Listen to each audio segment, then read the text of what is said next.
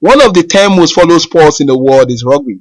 Unfortunately, Nigeria has not taken full advantage of numerous possibilities despite having a population of over 200 million, with majority within the youth range. Speaking against the backdrop of recent lifting of ban by International Rugby Board on the Federation and seminar for coaches and referees in Abuja, President of Nigeria Rugby Football Federation, Dr. Ademola Are, mentioned some of the major high points of 2022. 2022 was a very memorable year for rugby. Apart from being a very important one for Nigerian sports, because that was when Nigeria was able to break so many international barriers in terms of sports positively. For rugby, it was a very good one. My board was voted in. We had issues, we were under ban, and along the line we were able to have a congress which approved the constitution of the federation, and we had in attendance representatives of the NOC, the international body, and the ministry. So the constitution was approved, which was a very good one for us because it has been a stumbling block in the running of affairs of the federation. Be that as it may, the international body, after due consideration and following due process, Nigeria was reinstated back into the international body. And while we were under the ban, the board was not resting. We were having regular meetings, planning ahead how to tackle the various issues. Most of the issues that were being faced by the Rugby Federation were more or less ego problems.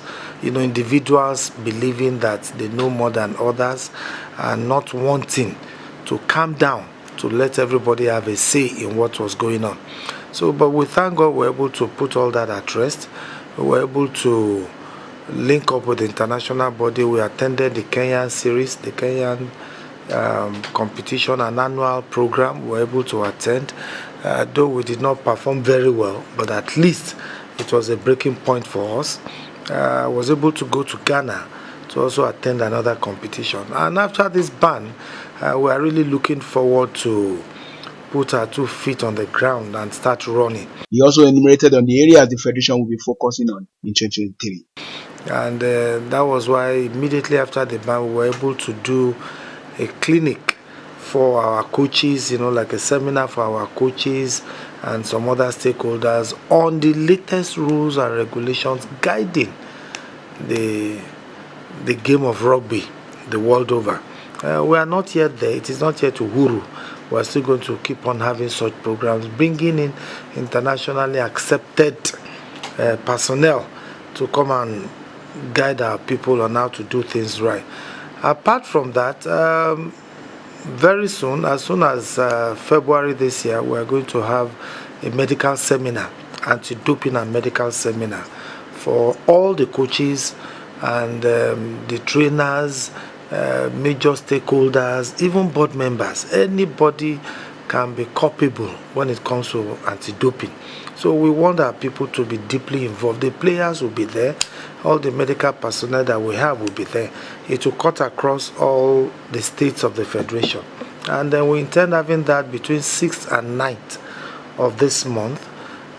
We have as part of our program men and women national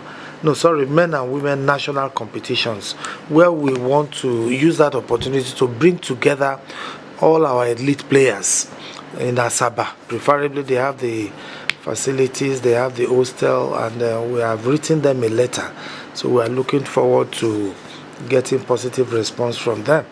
And we want to host an international tourney, most probably by Easter period, that will involve Nigeria, Ghana, Ivory Coast, and Togo.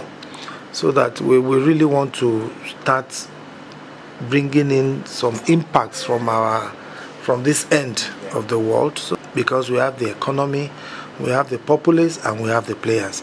So we are also doing all this to make sure that we get our rightful place. And again, we are going to attend the Rugby Africa Congress, elective Congress, and we intend to play a very major role there.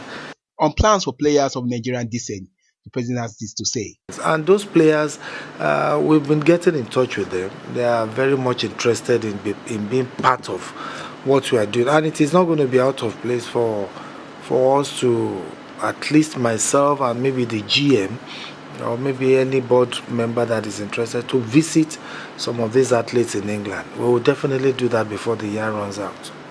Yes, like when we went to Kenya, we brought 3 players. One from South Africa, one from US, and one from England. And they were all there with us. They were able to put in their efforts into what we did in Kenya. So we have the players outside, and we intend utilizing them in all our programs that we shall be doing. We'll definitely utilize them, and there are many all over the place. And that was one of the reasons why our marketers from South Africa are very much interested, because they know we have the players. We have them both home and abroad, and they want to tap into the business opportunities of rugby. Rugby is self-sustaining in South Africa, is self-sustaining in Europe. So why can't we do the same thing in Nigeria? And that is why we are really taking our time. We want to have that structure on ground, whereby it will be a graduation thing. You graduate from one level to the other with the full sponsorship from outside this country. So we are really planning to get to where we want to get to. Nigeria Rugby Football Federation is planning to unveil a series of sponsors for the program of their body in the coming days.